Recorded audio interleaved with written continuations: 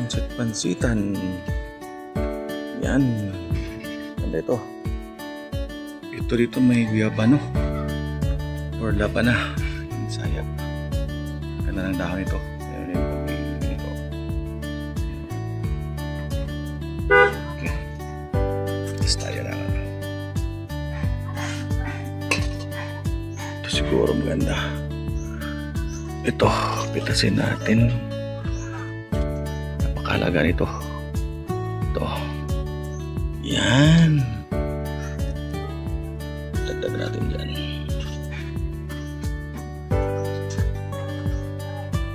Yan.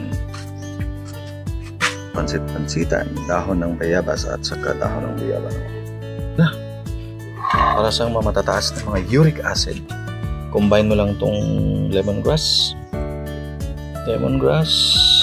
dahon ng guyabano at saka bayabas, at itong tinatawag nating pansit-pansitan. Pakuluan mo lang ito sa 2 liter o litro na tubig para sa mga matataas na uric acid. Okay? Let's go! Okay, ito po. Ito po yung pinakuluan natin na dahon ng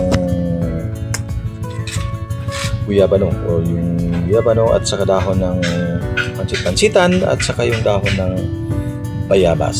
At ang pinaka-importante dito yung dahon ng lemongrass. Okay, ito yung best alternative way para bumaba yung mga uric acid natin. Okay, so isali na natin sa baso. Yan, pwede natin salain, pwede rin hindi. Mas maganda salain.